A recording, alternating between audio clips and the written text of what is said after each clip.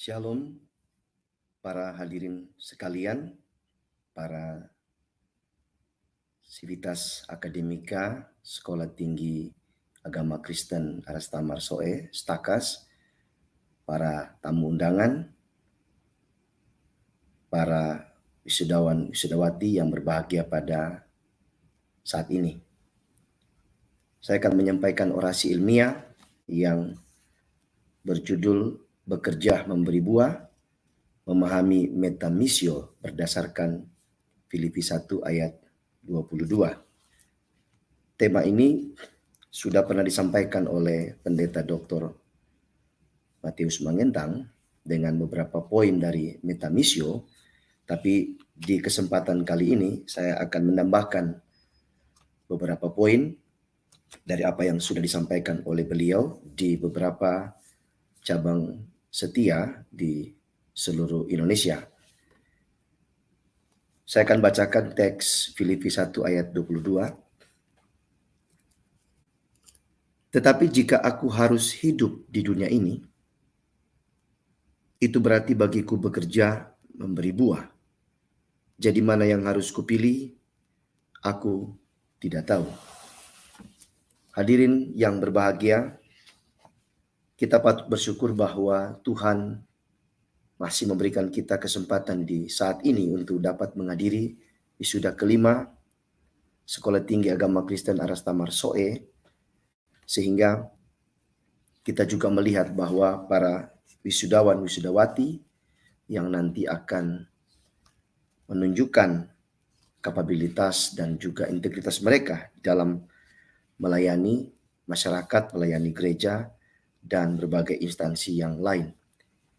Kita melihat bahwa tema bekerja memberi buah itu menegaskan sebuah prinsip keaktifan tidak hanya di dalam prinsip kehidupan Kristen, tapi juga dalam prinsip kehidupan pelayanan di gereja maupun juga di sekolah. Kita melihat bahwa surat ini ditulis oleh Rasul Paulus saat ia berada di dalam penjara. Dia hendak menegaskan bahwa meskipun di dalam penjara tidak menyurutkan imannya untuk tetap memberitakan Injil ataupun juga memberikan penguatan-penguatan bagi jemaat di Filipi. Dia mengingatkan meskipun di dalam penjara bahwa jemaat di Filipi harus tetap setia kepada Injil Yesus Kristus yang pertama kali ia beritakan kepada mereka. Kita bisa lihat di dalam Kisah Rasul pasal 16 ayat 12 sampai 40, Filipi 4 ayat 15 sampai 17. Bekerja memberi buah dalam konteks Filipi pasal 1 ayat 22 itu terkait erat dengan pernyataan Paulus di ayat-ayat sebelumnya. Kita menyimak beberapa pengakuan atau pernyataan di ayat 21 di pasal yang sama, yaitu sisi hidup dan mati yang harus terkait dengan Yesus Kristus. Paulus menegaskan bahwa bagiku hidup adalah Kristus dan mati adalah keuntungan. Baik hidup maupun mati, Yesus Kristus tetap menjadi yang utama dalam pelayanan misionalnya. Meskipun ia tetap berbahagia karena akan segera bertemu Yesus Kristus. Rasul Paulus juga meyakini bahwa Kristus dengan nyata dimuliakan di dalam tubuhnya, baik oleh hidupnya maupun juga oleh matinya. Tidak ada keraguan sedikit pun untuk mundur dari panggilan yang Rasul Paulus terima dari Yesus Kristus. Malahan, Paulus dalam kondisi yang kritis atau krisis mengakui bahwa hidup adalah Kristus dan mati adalah keuntungan. Kondisi dan harapan Paulus tetap terhubung dengan konteks dan pewartaan Yesus Kristus. Kita melihat bahwa ada 13 pendekatan metamisio yang saya catat di sini sebagai juga tambahan dari metamisio yang sudah disampaikan oleh Pendeta Dr. Matius mengentang. Pendekatan metamisio, kata meta itu diartikan sebagai sesuatu yang mendefinisikan dirinya sendiri. Jadi dalam konteks ini, meta itu menjelaskan tentang misi secara substansial yang ditarik dari pengertian-pengertian Alkitab, terutama di dalam Perjanjian Baru. Metamisio yang pertama, bahwa misi itu adalah sebuah kerelaan. Kita tahu bahwa Allah dengan kerelaannya mengutus anaknya yaitu Yesus Kristus untuk datang ke dalam dunia menyelamatkan manusia dari dosa-dosa mereka. Kerelaan itu sendiri juga dilakukan oleh para rasul Yesus Kristus, para murid dan semua orang percaya untuk melayani Dia dalam segala situasi dan kondisi. Yang kedua, misi adalah sebuah pemberitaan Injil Kerajaan Allah. Di sini Yesus menjadi contoh utama dalam pemberitaan Injil Kerajaan Allah. Yang ketiga, misi adalah sebuah pengajaran tentang kebenaran Allah. Sepanjang hidupnya, Yesus Kristus mengajarkan tentang kebenaran Allah yang harus dipahami oleh semua orang dalam pelayanan yang dia lakukan, baik di kota maupun di desa-desa.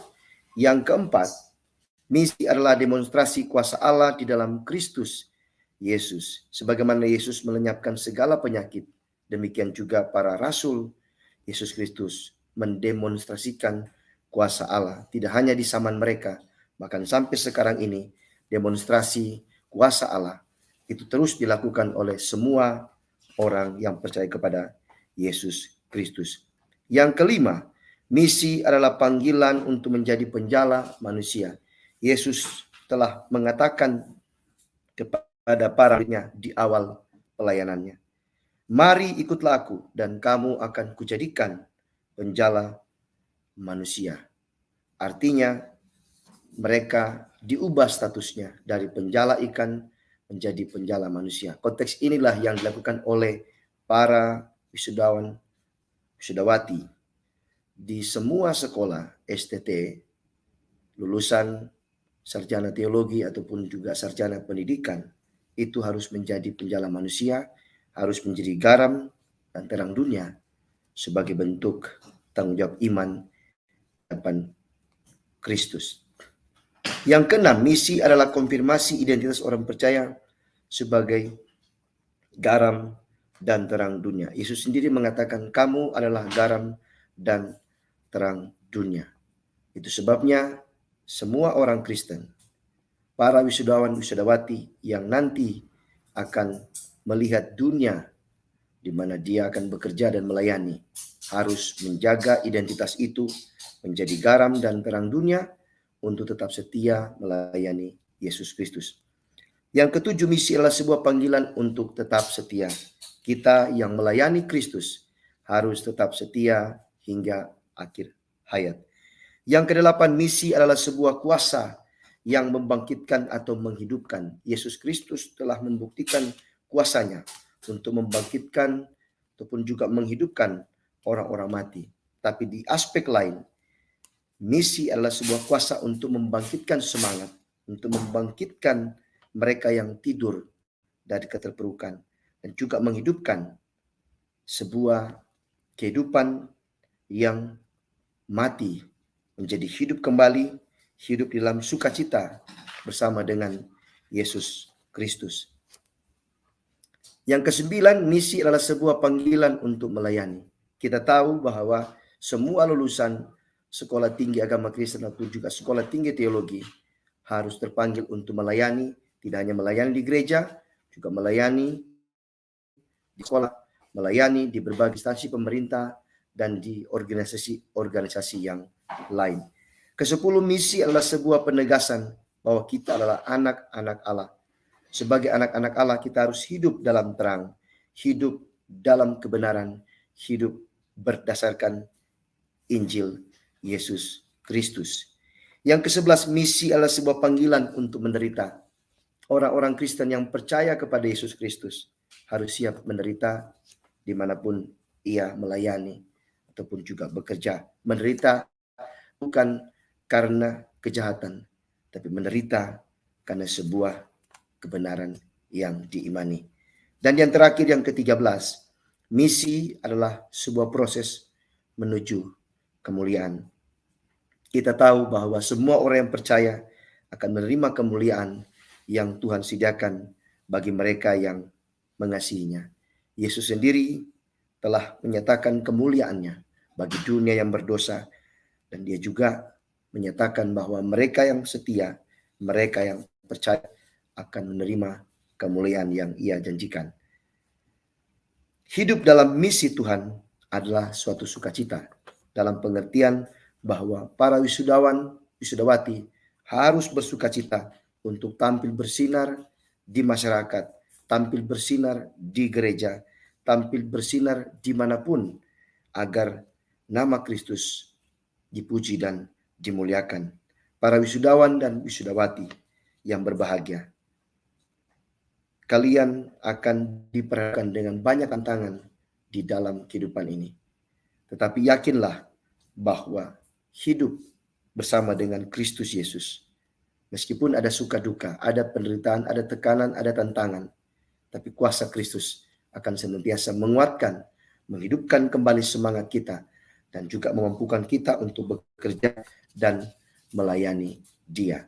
Bahkan terlebih kita bekerja memberi buah, tidak hanya bagi diri kita sendiri, bagi keluarga, bagi gereja, bagi masyarakat, bagi pemerintah, tapi memberi buah dalam totalitas kehidupan kita untuk memuliakan nama Tuhan Yesus.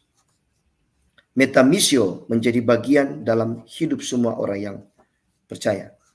Kita yang melayani harus memberi buah, sebab itulah yang dikehendaki Yesus Kristus. Yesus Kristus sendiri telah rela menderita. Paulus juga rela menderita. Kita pun juga siap menderita, bukan karena dibuat-buat, tapi memang dari tantangan dari dunia.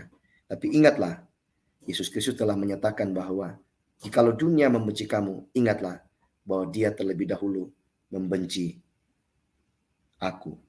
Kiranya pertolongan dari Roh Kudus menguatkan kita semua, terutama para wisudawan dan wisudawati, untuk tetap semangat, sebab ada upah yang menanti bagi mereka yang bekerja, bagi mereka yang setia hingga akhir. Kristus adalah teladan Rasul Paulus. Kristus adalah teladan kita semua. Kita bisa belajar dari Yesus Kristus. Kita juga belajar dari Rasul Paulus, dari rasul-rasul yang lain, dan dari semua orang percaya, dari orang-orang yang kita tuakan, para pendeta, para pelayan, orang tua.